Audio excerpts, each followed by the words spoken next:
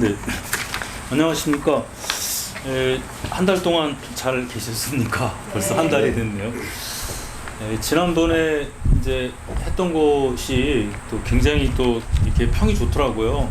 사람들이 굉장히 관심이 많고, 그래서 이번에도 역시 이제 그 신채호 선생, 신채호 선생은 알아도 이분의 그 또 가정사나 이런 건 잘 모르거든요. 또 이분이 어떻게, 이분이 저기 예산은 대술에 그 수당 이남규 선생님의 제자예요. 근데 그 이분이 청주 쪽에 사셨는데 어떻게 그게 연결되는지, 예? 그것도 이제 궁금한 거거든요. 그래서 그리고 저기 여순 감옥 있죠, 거기가. 예, 여순 감옥 가면 거기 충남 예산이란 지명이 나와요. 홍성은 안 나와도. 그래서 왜 그러냐 그랬더니 수당 이남규 선생한테 배웠다 그래서 그게 나옵니다. 한번 나중에 거기 가보세요. 가보시면은 진짜 눈물 날 정도로 그렇거든요. 그래서 그 신채호 선생님께서 그 계셨던 감옥이 있어요. 그것도 보시고 마지막에 그 부인한테 뭐 책을 이렇게 보내달라고 그랬다 그러거든요. 근데 나중에 못 받으셨는지 어쨌는지 그건 잘 모르겠어요. 그래서 오늘 그 신채호 선생님과 그 부인 그 박자의 여사님의 애틋한 그 이야기를 한번 풀어보는 시간을 갖도록 하겠습니다. 오늘도 역시 이쪽 분야에 대해서 많은 연구를 하신 김용목 선생님께서 맡아주시겠습니다. 그러면 선생님을 소개해 올리겠습니다. 네, 뭐 저는 많이 알기보다는 공부를 좀 하고 있고 그동안에 이제 하면서 제가 느꼈던 거 이제 이런 부분들을 저는 이제 여성을 좀 부각시키기 위해서, 왜냐하면 남편이 독립운동을 할 수 있었던 거는 결국 그 부인이 없었으면 불가능했던 일이거든요. 이제 그런데 그동안에는 기록이라고 하는 게 대체적으로 여성에 대한 기록은 거의 없고 그 남편의 역할들만 부각되어 있는데, 결국은 우리가 같은 가정이라고 하는 자체가 일구어내는 데는 뭐 남편의 역할도 컸지만은 오히려 일제강점 이후에는 남편은 뭐 독립운동 전선에 어떻게 보면 요즘 같은 직업적인 독립운동가들이고 실제 가정을 일구어내고 자식을 양육하고 시부모를 봉양하는 역할은 전부 여성들의 몫이고, 그래서 저는 독립운동가의 아내는 대체적으로 1인 사역을 했던 오늘날의 워킹맘의 뭐 전행들을 우리가 여기서 볼 수 있지 않을까, 그런 정도입니다. 그래서 우리가 단재 신채호 선생 그러면 일반적으로 대단한 뭐 민족주의 역사가이고 그리고 지식을 실제 독립운동으로 실천을 했고 워낙 또 머리가 좋다 보니까 그 당시에 요즘 같으면 위체라고 하는 금융 사기범이죠. 이제 그걸 통해서 독립운동 자금을 모금하기 위해서 타이완으로 갔다가 기룡항에서 체포가 되어서 결국은 1936년에 여순 감옥에서 이제 사망하게 되는 그런 과정인데, 그 부분에 대해서 제가 좀 말씀을 드리고자 합니다. 단재 선생은 여기 우리가 잘 알다시피 충주 쪽에 있는 이제 거기서 태어나셨고 자랐는데, 그 집안이 우리가 흔히 이야기 신시, 고령 신시들을 이야기할 때 산동신시라고 얘기합니다. 그 청주에 있는 산동 동쪽에 있다고 하는 그 산의 그 동쪽에 있다 그렇게 했는데, 여기가 전통적인 유학자 집안인데도 불구하고 일찍이 서울로 올라가요. 그래서 아마 충청도 지역에서 가장 일찍이 개화됐던 문중이 이 산동 문중입니다. 그래서 거기에 배출되었던 인물들은 뭐 단재 신채호 선생 능가하는 우리가 신배우라든지 그 다음에 신흥우라든지 신건식이라든지 뭐 신흥우 뭐 굉장히 많은 사람들이 나왔습니다. 인물이 배출되었고, 아마 독립유공자를 따져도 그 집안에 한 집안에서 그렇게 많은 사람이 너무 드물다고 할 정도로 그런 가정에서 이제 자랐고, 그런데 일찍 서울로 올라갔는데도 불구하고 신흥우나 이런 분들은 그 기독교 학교였던 우리나라 최초의 기독교 학교라고 하는 배제학당에 가서 근대 학문을 공부를 했고, 단재 같은 경우에는 이제 성균관에 가서 전통적인 유학을 공부를 했던. 그러니까 같은 집안인데도 그런 그 성격이 좀 달라요. 그래서 일찍 이제 서구 문명을 받아들이는 데 대해서도 물론 관점은 전통적 유학을 공부했기 때문에 신학문을 받아들여도 되게 이제 우리의 전통적인 가치관인 도덕은 동양 걸 지키고 서구의 어떤 기술 문명을 받아들이는 이른바 동도서기론이라고 하는 그런 관점에서 이 정세를 파악하고 있었고, 그런 노력을 했고, 그래서 1901년, 2년 단계에 되면 서울에서 활동하던 것을 근거로 해서 그 고령신시 쪽 문중에서 이제 내려와서 사립학교를 그때 벌써 세워요. 그게 이제 그때는 어숙, 사숙이라고 하는 뭐 문농 사숙이니, 산동 사숙이니, 어숙이니, 이게 나중에 이제 문동학교가 되고 학교 명칭이 바뀌집니다만. 그러한 이제 활동을 하게 되었고, 그래서 그 집안 자체가 어떻게 보면은 충청 지역, 특히 충청북도의 어떤 계하문명 운동을 주도해 갔던 그런 분위기였습니다. 그 속에서 이제 나중에 우리가 잘 알다시피 이 신규식 같은 경우에는 실제 우리나라 사람으로서 1911년 중국에서 있었던 신해혁명에 가담을 하는 한국인 최초로, 그리고 신해혁명의 주역이었던 뭐 중국에서는 지금 아직까지도 최고의 국부로 대우를 받고 있는 손문이라고 하는, 순원이라고 하는 사람과 면담도 하게 되고, 어떻게 보면은 순원에게 한국의 어떤 독립의지를 처음으로 알려드리고, 그리고 한편으로는 그 순원의 그 신해혁명을 지원하게 되는 그러한 이제 기틀을 마련하게 된다는 거죠. 그러한 신규식이 있었다면, 그래서 신규식 같은 경우에는 대한 제국기에 무관학교를 들어가요. 군인의 길로 간다는 거죠. 그러니까 우리가 일반적으로 생각할 때 조선시대는 무반과 문반으로 나누었을 때 되게 문반 쪽으로 많이 기울었는데, 이게 국가가 이제 위기에 처해지고 하게 되다 보니까 무반을 양성하는 대한제국 사관학교를 들어가게 되는 거죠. 그래서 이 신규식 같은 경우에는 군인으로서 이제 역할을 하는 반면에 또 한쪽에는 그러고, 또 그 조카였던 신건식 같은 경우는 또 의학을 공부를 해요. 그러니까 우리가 전통적인 개념은 확실히 그 집안 분위기가 확실히 다르다는 것을 갖다 거기서 볼 수 있는 겁니다. 그래서 단재 같은 경우에는 이제 성균관을 졸업을 하고, 그리고 나서 철저하게 이제 민족주의자의 길을 걷게 되는 거죠. 그래서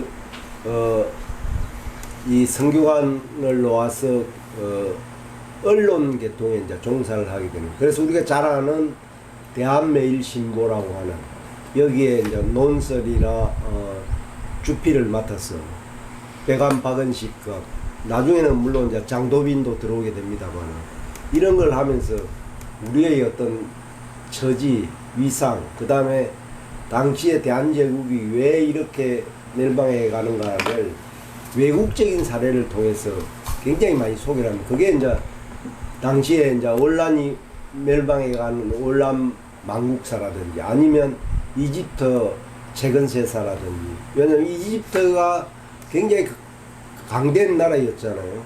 근데 결국은 영국의 식민지가 되면서 비대에 의해서 이집트가 영국의 식민지 전략에 가게 되거든요. 그것이 우리가 1902년 우리나라에 2월달에 있었던 국채보상운동이라고 하는 이제 그런 부분들하고 다 연결이 되는 겁니다. 그래서 그런 분위기 속에서는 과연 이제 이 단재가 느꼈던 것은 1904년 우리가 잘 아는 러일 전쟁이 일어날 당시만 하더라도 단재도 굉장히 당시에 풍미했었던 사회 진화론적인 논리에서 크게 벗어나지는 못했어요. 사회진화론의 입장이 뭐냐면은 아무리 외세의 침략이 오더라도 우리가 실력을 쌓으면은 스스로 외세는 물러갈 것이라고는 굉장히 어떻게 보면 낙관적인 관점으로 봤습니다. 그런데 사회의 발전이라든지 이런 부분들은 하루아침에 되는 게 아니잖아요. 우리가 물론 지금 세계 역사상에서 대한민국을 보고 이야기할 때 가장 초스피드하게 경제대국이 되었고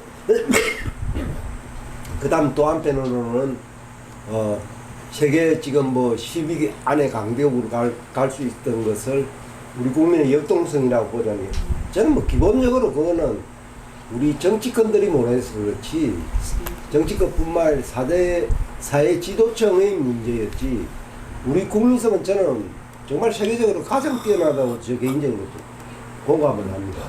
그러니까 그런 이야기를 하면서 우리가 단결만 하면은 일본 제국주의도 물러갈 거고 우리를 그 당시에 일본뿐만 아니라 러시아나 미국이나 영국이나 다 우리나라를 잡아먹기 위해서 왔던 거거든요. 그게 이제 선교사를 앞으로 내세우는 거고 이제 그런 그 논리들이라고 하는 것이 이 을사늑약을 전후해 가면서 이제 한계를 느끼게 되는 거예요. 왜냐하면은 사회 진화론이니까 우리가 하면은 반드시 우리가 제국주의 열강을 따라잡을 거라고 생각을 했었거든요.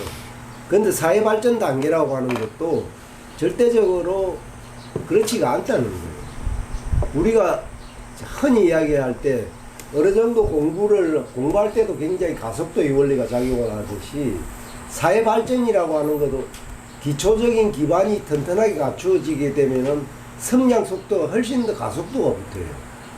근데 그 가속도가 붙기까지가 힘들다는 거예요. 아마 여기 우리 손 박사님도 있지만 공부 좀 하다가 좀 놀다가 공부 다 하면 다시 시작하면서 내가 처음부터 시작해가 열심히 해요. 그래서 실제 제가 강단에서 학생들을 가르쳐 봐도 그럼 처음부터 이제 공부 좀 하다가 놀다가 다시 공부를 하려고 그러면 처음부터는 다시 해요. 그래서 시험을 봐도 역사 이런 것도 오히려 근현대보다도 고대 쪽을 더 잘 알아요. 우리나라 뭐 신석기가 언제부터 시작되고 구석기가 언제부터 이런 왜 거긴 몇 번을 들여다봤거든요. 그러니까 거기 그 문제는 시험을 출제를 해도 틀리는 애들이 거의 없어요. 실질적으로 대학 수능이나 그걸 출제를 하러 가서 봐도 거의 1번부터 이런 한국 근대사 같은 경우 제가 이제 출제를 좀 하고 그랬었는데 1번부터 한 4번, 5번까지는 거의 95%가 맞을 수 있게 쉽게 내줘요. 그런데 뒤로 가면 이제 갈수록 이게 난이도가 높아지는 거예요. 그러니까 뒤에 쪽에 맞히는 애들은 만점을 받을 수가 있는데 앞에 이게 쉽다고 앞에 딱 보고 이렇게 가다 보면 그만 딱 한 개 오거든요. 그럼 그때부터는 잘 안 된단 말이에요. 그러면 이제 찍기를 할 수밖에 없는 거죠. 그게 뭐 한국 근대사나 이 역사뿐만 아니고 다른 수학이나 과학이나 국어나 영어도 다 마찬가지예요. 그러니까 처음에 잘 풀려가지고 이게 좀 스피드하게 하라고 해주는 건데 왜냐하면 공부를 끝까지 좀 딱 골고루 바라는 게 그런 거거든요. 근데 그게 잘 안 된단 말이에요. 마찬가지로 우리도 우리가 좀 발전하면 우리가 일본을 따라잡고 하려고 그러는데 실제 우리는 한 5보를 걸어 나갔다 그러면 일본은 그 사이에 20보를 나갔거든요. 제국주의라고 하는. 그러니까 이 격차는 더 벌어질 수밖에 없었잖아요. 그래서 우리가 잘 알다시피 한말에 우리가 독립운동을 할 때 우리 여병들은 갖고 싸우는 무기라고 하는 것이 하성총 이런 거였단 말이에요. 근데 오늘같이 비가 오면 하성총은 화약을 붙이나도 이게 안 나가요. 그리고 유효사거리가 40m 정도 안 돼, 채. 근데 이걸 하성총을 한 발 쏘는데 보통 2분 내지 3분이 걸려요. 근데 일본이 갖고 온 보총은 분당 20발을 쏠 수가 있거든요. 그리고 그 사거리가 유효 사거리는 이제 꼭 안 죽이더라도 부상을 입힐 수 있는 거리가 200m 가까이 됩니다. 그러니까 저 200m 정도 거리에서 있어도 우리 화성 쪽과는 쏴봐야 아무 효용이 없는 거예요. 이제 거기에서 이제 느끼게 되는 거야. 아, 이거는 이래서는 안 되겠다. 그래서 이제 단체가 적극적으로 우리 역사 공부를 이제 집중하고, 그동안에 자기가 뭐 워낙 또 천재니까 그동안에 우리 역사에 있었던 게 국민 정신을 일깨워야 되겠다. 그래서 뭐를 내세우느냐. 우리가 국난이 당했을 때 우리나라를 구해냈던 영웅들에 대해서 집중적으로 이야기를 하는 거예요. 우리가 뭐 최무선이라고 하는데 하약을 개발했던 최도통정이라는, 뭐 그 다음에 고구려 시대 때 우리가 잘 아는 얼지문등 작군이라는, 이제 이런 사람들을 내세우고, 그 다음에 뭐 최근 있었던 거는 우리가 임진왜란의 뭐 상징인물이었던 이순신 전쟁, 이제 이런 영웅적인 사관을 굉장히 제창을 하게 되는 거예요. 그러면서 역사를, 나라는 망해도 국호만 살아 있으면 나라는 절대 망하지 않는다는 그런 논리들을 신문에, 이제 대한매일신보나 항성신문을 통해서 널리 이제 알리게 되는 거죠. 그런 역할들을 하면서 한편으로는 학회를 만들고, 그 학회에서 우리가 잘 아는 대한자강회라든지 대한햇배, 기호화학회 이런 걸 만들고, 또 신시문중을 기반으로 해서 영천학회라고 합니다. 영은 이제 우리가 귀신영자에다가 그 다음에 이제 영천이라고 하는 산동의 별칭이 영천이니까 그 학교를 만들어서 문중학교를 만들고, 아마 근대적인 학교를 문중에서 만든 것은 최초가 이 산동신시들 학교입니다.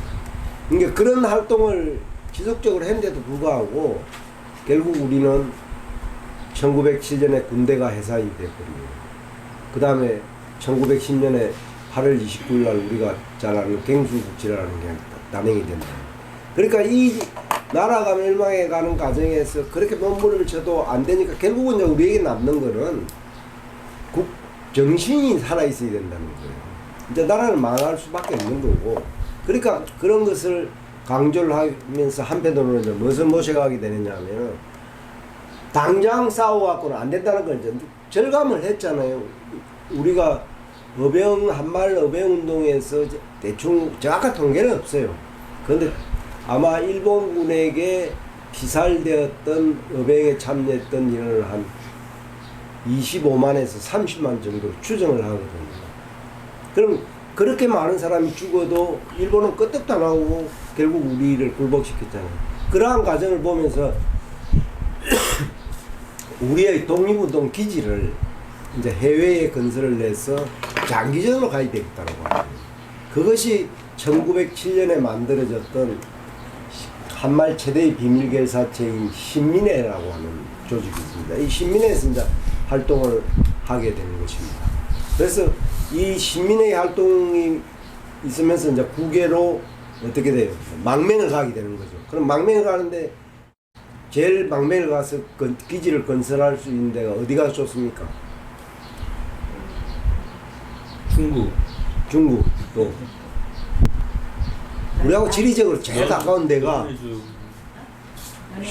만주, 그러니까 중국하고 또 연해주, 러시아 연해주로 이제 거기가 강만 건너면 되잖아.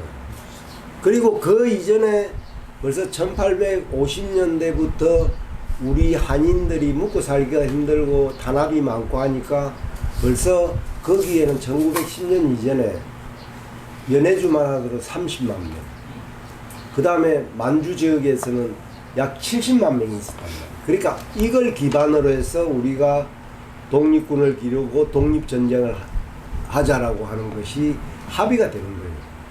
그러면서 이제 그걸 결집시키기 위해서는 우리는 나라가 망해져 가고 있는데 중국도 마찬가지로 청나라와 우리가 흔히 하는 만주족과 한족 간의 갈등이 굉장히 있었거든요. 그걸 이제 뒤집어 본 게 순원에 의해서 신해혁명이었다는 거예요.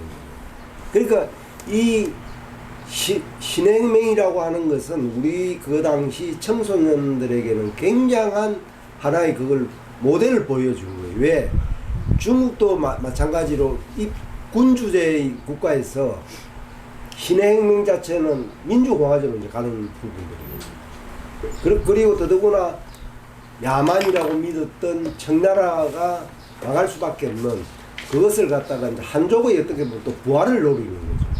그걸 보면서 우리도 우리 내에서도 은연중에 있었던 게 뭐냐면 중국을 흔히 우리가 중화주의 그랬는데 우리는 중화주의가 안 되니까 중화주의의 작은 중화, 새끼 중화주의.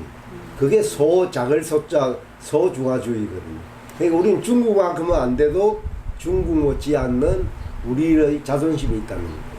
이제 이런 기치를 내걸고 만주로 연해주로 이제 이민을 가게 되고 그러다 보니까 그 이전부터 정치적인 야망을 가졌던 독립운동가들이 어떻게 보면 우리는 독립운동가들을 굉장히 숭고하고 고귀한 존재로 생각하는데 물론 그 부분은 맞습니다. 그런 활동이나 행동을 했던 그 부분에 대해서는 우리가 인정을 하지만 만약에 그분들이 저는 그런 생각을 하거든요. 개인적으로 그분들이 국가가 온전해서는 아마 정치판에 다 뛰어들어서 요즘 우리가 지금 생각하는 정도의 평가를 못 받았을 거예요. 그런데 나라가 망하고 자기를 일신을 버렸기 때문에 우리가 독립유공자에 대한 그것을 우리가 긍정적으로 그래도 평가를 해주고 하는 부분들 바로 이러한 배경이 같이 맞물려 있다는 거예요. 이제 이러한 부분 속에서 단죄라고 하는 사람도 여기 이제 국내에서 망하게 되니 나라가 망하게 되니까 자기가 몸담았던 대한매일신보도 망하기 전에 벌써 영국인 배대리 하다가 배대리 죽고 사망하는 만화로 넘어갔다가 그것을 만화미 또 일본에 팔아먹는 겁니다. 그래서 조선 총독부의 기간지가 대한매일신보에서 대한을 빼버리고 매일신보가 조선 총독부 기간지가 되어서 해방때까지 발간이 되죠. 해방 이후에도 대한매일신보를 또 해서 있다가 이것이 이제 서울신문으로 다시 또 통폐합되는 이런 여러 가지 과정을 이제 그런 속에서 단제도 망명을 갖다가 처음에는 연해주로 가게 됩니다. 연해주로 왜 가게 됐냐면은 중국 간내로 들어가려 그러니까 우리가 흔히 이야기해서 만리장성을 경계로 해서 우리가 만리장성 이남은 간내, 중국 간내라고 그러고 만리장성 이북 우리가 흔히 얘기하는 뭐 만주라고 이른바 동북 지역, 중국 동북 지역을 우리가 이제 동북 삼성을 갖다가 우리가 간도, 북간도, 그것도 이제 간도, 북간도 이렇게 구분을 하거든요. 그래서 근데 간내에는 사람이 별로 없었어요. 1910년 상하이에 대한민국 임시정부가 수립될 때까지도 전체 북경이나 우리가 아니라 베이징, 상하이에 있었던 우리 교민들이 300명이 안 돼요. 다 합쳐도. 그러니까 오히려 연해주의 블라디보스톡에는 집성촌이 신안촌이 있었단 말이에요. 지신을 중심으로 해서. 그러니까 이제 그쪽에 가서 거기에는 우리가 잘 아는 어친왕 이강이라든지 그 다음에 그 전에 우리가 잘 아는 안중근이가 이제 안중근 의사가 거기에서 연해주에서 할빈으로 와서 할빈 의원도 일으키고 하고 이런 것들이 있으면서 거기가 이제 기반이 좋았기 때문에 이제 걸로 가게 되는 거죠. 그래서 거기에서 대동공부라든지 이런데 자신의 글도 남기게 되고 더더구나 안중근 의거가 일어나고 1909년 10월 26일 날 이제 안중근 의거가 일어나고 나서 그 결집된 힘이라고 하는 건 상당했을 거 아니에요. 그래서 이제 걸로 가서 언론 활동을 이분이 뭐 직접 사실은 싸울 수 있고 그런 건 아니지 않습니까? 그런데 이제 이 연해주 지역에서 활동도 굉장히 했는데 문제는 우리가 1914년이 되면은 제1차 세계대전이 일어나게 되는 거죠. 그 제1차 세계대전이 일어났는데 당연히 우리는 일본은 그때 이제 연합국책에 가담을 냈고 그렇게 해서 중국이 일본과 전쟁을 할 거라고 봤어요. 세계 1차 대전이 끝나면. 아니면 미국과 일본이 전쟁을 할 것이라고 봤는데 일본이 얼마나 약삭빠른데요. 그러니까 일본은 연합국 쪽에 딱 붙어버렸단 말이에요. 그러니까 독일이 망해버렸어. 오스트리아도 망해버리고 패전국이 됐는데, 그러다 보니까 어떻게 되겠어요? 이 식민지 쟁탈전이었기 때문에 결국은 1차 세계대전이 끝나고 나니까 이제 나눠먹게 하는 거, 식민지 분할 문제. 우리가 뭐 흔히 잘못 이해하는 것이 1918년에 있었던 미국 우드로 윌슨 대통령의 민족 자결주의를 갖다가 식민지 해방운동이라고 이야기를 하는데, 그거는 굉장히 잘못된 겁니다. 미국이 제1차 세계대전이 일어날 당시까지만 해도 미국은 영국보다 그렇게 강대국이 아니었어요. 물론 약간은 강대국이. 그런데 미국이 연합국으로 참여를 하면서 전시체제의 특수를 누리게 되면서 독일이나 오스트리아가 미국을 직접 본토를 공격할 수는 없었잖아요, 그 당시에. 그러니까 피해는 유럽은 다 입었단 말이에요. 프랑스라든지 영국이라든지. 근데 미국은 전쟁 물자를 팔아먹으면서 어떻게 됐어요? 엄청난 전시 특수를 누린 거예요. 그러면서 미국이라고 하는 국가가 슈퍼 강대국이 되는 거예요. 근데 1차 세계대전에서 미국이 참전을 했는데 전성국이 되니까 결국은 자기들이 최고의 지분을 또 장악해야 될 거 아니에요. 뭐. 저는 복구 사업을 하는데도 미국이 뛰어들 것이고, 식민지가 독일이나 오스트리아 갖고 있었던 이런 이태리가 갖고 있었던 것도 자기들 식민지 영역으로 포섭을 하려고. 그것이 사실은 민족 자결주의예요. 근데 우리 3.1 운동을 일으켰던 우리 민족 지도자들은 사실 그런 걸 잘 몰랐던 거죠. 아, 약소국에 대한 그거다. 그러니까 당연히 우리는 약소국이니까. 그런데 문제는 일본이 연합국의 일원이야. 연합국의 식민지는 해당이 안 돼요. 그러니까 우리가 굉장히 우리가 외교적인 역량이라고 하는 게 지금도 우리가 문제가 되는 게 바로 그런 부분이에요. 지금 미국과 소련이 지금 미국과 중국이 패권 경쟁을 하고 있는데, 여기 우리는 지금 뭐 미국하고 잘하고 중국하고 잘하고, 중국이 바보예요? 그럼 또 미국 측에만 문다고 해서 이게 안보가 확보되느냐? 그렇지 않아요. 그래서 굉장히 우리가 다자간의 외교라는 게 중요하다는 게, 일방적으로 한쪽으로 가게 되면 한쪽에서는 당연히 그걸 하게 되죠. 근데 우리가 이제 저는 참 우려되는 부분이, 물론 전 정권 문제, 정권에서도 약간 문제는 뭐 우리가 힘이 없으니까, 그러면 우리는 이제 그것을 최소화시킬 수, 미국하고도 가능한 걸 안 해야 되고, 중국도 이게 드러나 보이게 되면, 지금 우리가 당장 중국에 우리 수출의 50% 이상이 중국이잖아요. 저기서 지난번에 사드 문제처럼 한번 터져버리면 우리 경제는 걷잡을 수 없는 거예요. 우리는 뭐 지금 뭐 수출 입국이고 어쩌고 이야기하지만 그쪽에서 수입을 안 하겠다 그러는데 어떻게 할 거예요? 그래서 외교 문제가 굉장히 약소국들이 조심해야 될 거는, 이걸 그어야 되는데, 그때나 지금이나 저는 크게 달라진 게 없다고 봐요. 너무 우리는 믿은 거지. 아, 미국이 뭐 1882년 조미소 통상 조약을 맺을 때 한국이 침략을 받으면은 와서 도와주겠다. 조약 조문에는 그렇게 다 돼 있죠. 조약문만큼 미사역을 쓰는 게 어디 있어요. 최고의 화려한 수사를 하는 것이 조약문이죠, 사실은. 근데 미국이 사실 우리 러시아의 침략을 받았을 때 한 번이나 도와준 적 있어요? 우리끼리 내분할 때 한번 도와줬죠. 6.25 전쟁 때. 그거는 미소가 그때는 대립되는 관계니까, 미국이 여기서 한반도에서 밀려버리면은 동아시아가 우리가 흔히 한 도미노 이론에 의해서 다 사회주의로 넘어간단 말이에요. 그것 때문에 도와준 거지, 미국이 우리가 뭐 예쁘고 뭐 그래서 도와줘. 저는 그런 면에서는 굉장히 우리가 좀 정신을 차릴 겁니다. 그래서 해방 이후에 유명한 이야기가 있지 않습니까? 우리 선조들이 하신 말씀이, 미국을 믿지 말고 소련에 속지 말자.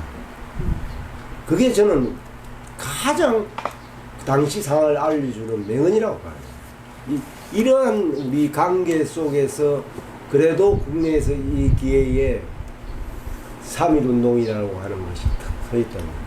그래서 3.1운동을 우리가 우리 독립운동사에서 굉장히 중시해야 될 부분은 뭐냐면은 이 땅에 그동안에 잠자고 있었던 민초들이 들고 같이 일어났다는 거예요. 당시 인구가 2천만 정도가 채 안 되는데 당시 3.1운동에 참여한 인원이 200만 명이랍니다.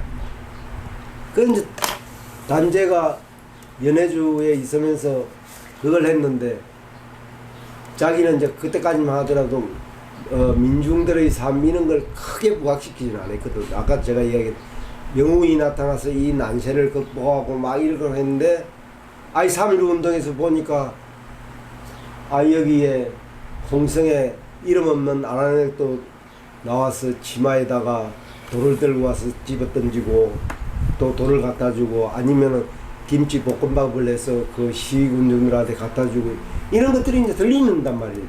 중국에 러시아에 있는데도. 그러면서 이제 느끼게 되는 거예요. 야, 우리의 독립운동의 주체는 영웅도 아니고 소수가 아니라 이 대한 국민이라고 하는 그걸 발견을 하게 되고 스스로가 느끼게 되고 그래서 이제 단제가 결국은 근거지를 이게 소수의 힘으로는 안 되겠구나. 그래서 국가를 건설해야 되고 비록 나라는 망했지만 그러면 이 나라는 망했는데 어떤 나라를 건설해야 되느냐.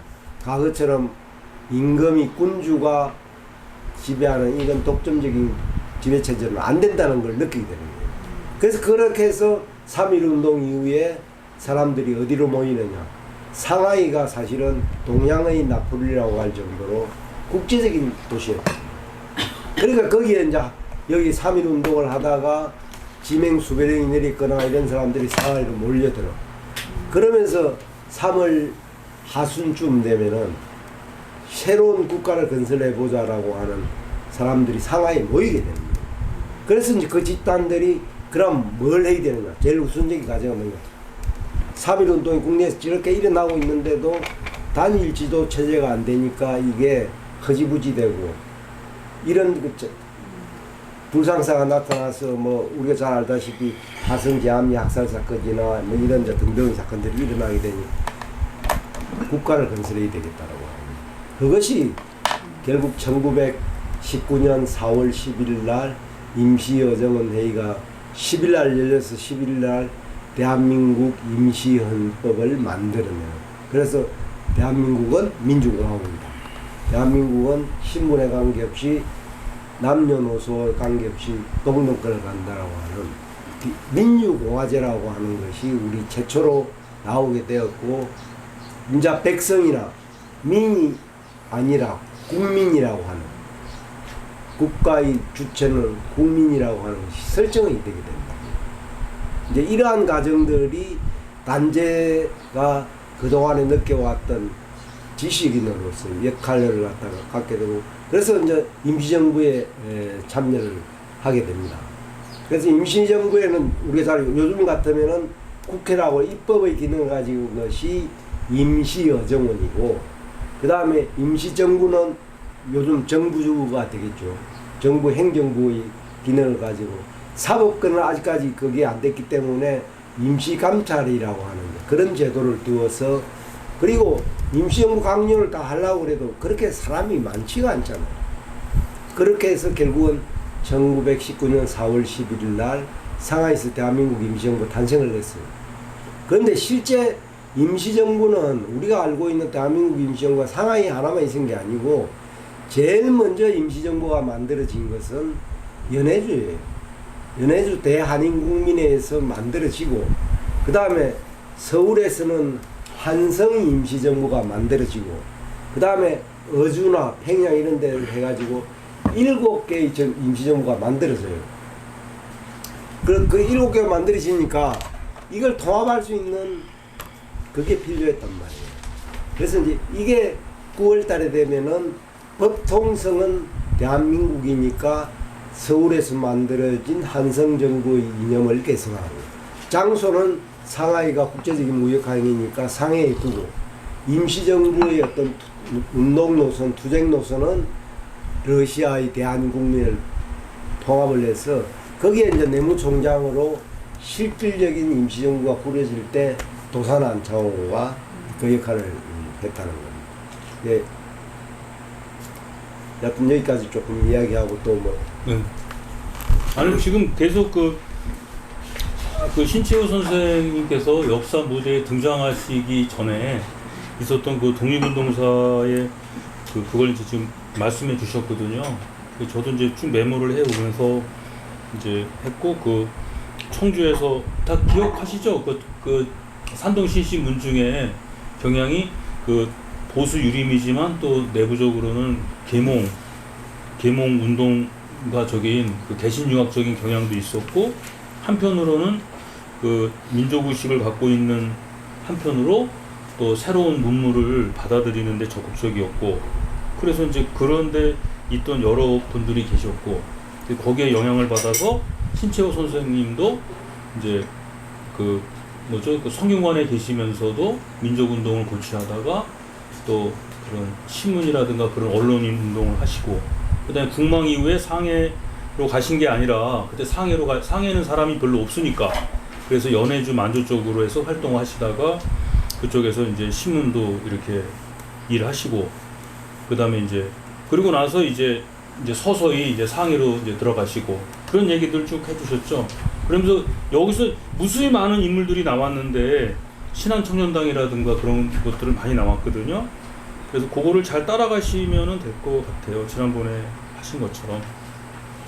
그리고 이제 요거를 이제 그 단재 선생이 그러니까 그 당시에 그 상황을 알아야 되거든요. 독립운동 하시는 분들의 지평, 그다음에 중국이라든가 해외 정세, 그 지평, 또 일본의 동향 이런 것들을 쭉 설명해 주시면서 이제 그 당시에 우리나라 독립운동가들이 그러한 어떤 보편적인 흐름 속에서 어떤 위치에 들어가고 또 어떤 위치에 있었는지 이제 본격적으로 이제 거기다가 씨앗을 뿌리는 거죠 이제 그죠? 아까 신기수 선생이라든가 박은식 선생이나 안창호 선생이나 뭐 이분들이 씨앗을 딱 뿌리는 단계 이제 활활 타오르는 그 단계로 넘어가는 거로 보시죠. 어떻게 이해 좀 되시겠어요? 네, 그래서 그런 얘기죠. 예. 아직까지 이제 본격적으로 나온 네. 거는 아니고 이제 그런 것들이 이제 본격적으로 그게 이제 어떻게 성장해 가는지부터 이제 설명을 드리겠죠. 그게 2페이지까지의 내용이에요. 2페이지까지. 그 2페이지에 거기 아직 이제 다른 얘기는 없으시고 거기까지 간 거거든요. 상당히 많은 얘기가 있는데 이걸 잘 들어보셔야 될 것 같아요. 네. 한번 여러 번 이렇게 말씀하신 거를 여러 번 이렇게 돌려보시면 이제 인터넷이나 이렇게 해서 유튜브로 했을 때 돌려보시면은 아마 이해가 되실 거예요. 그러면서 따라가면서 거기서 이제 사람들 독립운동가 이름이 막 나오는데 그냥 눈으로 들으면 안 되고 그걸 메모를 했다가 그 인터넷에 그 네이버 백과사전 같은 데 들어가서 보세요. 그래야 따라갈 수 있거든요. 저도 처음에 그렇게 공부했어요. 예. 그럼 계속 이어서 선생님 말씀을 듣도록 하겠습니다. 네. 예, 그 이제 참 국민의 총의에 의해 가지고 임시정부가 만들어졌는데 임시정부가 처음에 그 상하이에서 수립이 되었다고 그러니까 국내에서 이제 최고의 자금을 뗐던 것은 그 당시에는 기독교보다는 천도교였어요. 그래서 이제 천도교에서 자금을 갖다가 보내주고 그래서 한 1년 동안은 굉장히 활발하게 움직여요. 그런데 문제는 여기서 딱 터져 나오기 시작하게 되는 겁니다. 대통령으로 이승만이가 이제 집정관 총재로 이제 되게 되는데 문제는 이승만 대통령의 미국에서 위스콘신 대학에서 석박사를 받을 때 지도교수가 아까 제가 이야기했던 윌슨 대통령이에요. 그러니까 이승만 대통령은 미국에서 했으니까 이 어떻게 보면은 무장투쟁 노선이나 이런 거는 관심이 없어요. 그리고 또 아주 또 철저한 기독교 교리주의자고. 그러니까 임시정부 자기가 대통령이 선출된 데는 그거 하는데 이승만 대통령이 상의를 안 해요. 미국에 있으면서. 그런데 이제 들어오게 되는 거죠. 이제 왜냐하면 대통령이라고 하는 걸 직책은 맡아나고 계속 미국에 있으니까 이제 반발이 심할 거 아니에요. 그 이제 상해로 들어왔는데 들어오고 나서 얼마 안 돼서 미국에서 이제 소식이 들어오는 거죠. 이승만 대통령을 중심으로 해서 미국 한인사회의 일부 독립운동 세력들이 윌슨 대통령한테 위임 통치라는 걸 요청을 해요. 위임 통치가 뭐냐면은 미국은 잘 아시다시피 50개 주였잖아요. 우리가 잘 아는 알래스카를 국하면서 49번째 마지막이 하와이가 미국의 50개 주로 이제 들어가게 됩니다. 우리 한국을 미국의 51번째 주로 해달라는 거예요. 그런데 단체나 이런 분들은 위임 통치라고 하는 거는 우리가 일본의 식민지에서 벗어나고자 하는데 이거는 또 다른 미국의 식민지가 된다고 보는 거죠. 그러니까 이제 임시정부 내에서 이제 분파가 일어나기 시작합니다. 그러면서 이제 임시정부 이대로는 안 된다. 그래서 임시정부를 뒤집고 새로 만들어야 되겠다고 하는 것이 창조파예요. 그런데 지금 우리가 힘도 없는데 이거 창조를 해갖고는 되겠냐. 그래서 점진적인 계획을 통해서 유지하자고 하는 게 개조파예요. 또 한 세력은 우리가 항상 그랬잖아요. 인간 사는 사회가 이쪽으로 가자 그러면 이쪽으로 가자. 근데 꼭 제3지대가 있잖아요. 중립파들이 존재를 하는 거예요. 그래서 거기서 내분이 이제 일어나고 이러니까 실제 임시정부는 수립이 되고 나서 한 1년 지나고 나면은 1920년 1년 조금 더 되죠. 한 8월달 들어가게 됩니다. 임시정부라고 하는 게 거의 이름만 있을 뿐이지 행동, 활동이 없어요. 그러다 보니까 국내에서 들어오던 자금도 안 돌아. 그 다음에 해외, 미국이나 이런 데 있던 해외에서도 들어오던 자금도 안 돌아요. 그게 임시정부 내에서 이제 분파만 일어나기 시작하는 거예요. 그래서 결국 그것을 수습하기 위해서 1923년에 1월달부터 5월달까지 길기도 길죠. 국민 대표자 회의를 열어요. 연일 회의를 해봐도 안 되는 거야. 그러니까 그 이전에 단체는 이승만 위임 통치를 알고 상하이에서 활동을 해야 되는데 그 당시 이제 충청도 요즘 같으면 충청도 국회의원 이제 비례대표자가 된 거죠. 국무회의 됐는데 때리치우고 베이징으로 가버려요. 상하이에 있지 않고. 그 베이징 쪽에 누가 있었냐면은 우당 이혜영이라고 하는, 그 다음에 이열규, 우리가 흔히 이야기하는 아나키스트들이 그 베이징에 거주를 하고 있어요. 이제 이들과 교류를 하게 되는 거죠. 그래서 결국 단체도 이제 그때에 실망을 한 나머지 이제 임시정부와는 선을 긋고 북경에서 이제 가끔씩 상하이 오긴 오는데 거의 임시정부와는 이제 결별을 선언한 상태에서 그런 상황이었어요. 그러면서 그 사이에 단체의 아들이었던 신간일이가 약을 잘못 먹었는지 어떻게 했는지 어린 나이에 죽게 되고, 그래서 부인과는 거의 별거 아닌 별거 상태로 빠져버리게 돼요. 그런데 이때에 노력의 여인이 나타나는 거죠. 그게 박자의 여사라고 하는 거예요. 이 박자의 여사는 지금은 서울 그 도봉구 쪽인데 과거에는 거기가 경기도 양주군에 소속돼 있기도 했고 그 이후에는 고양군. 그래서 옛날에는 과거 서울이 여기 있다면은 이 서울을 둘러싸는 것이 고양군 아니면 양주군이에요.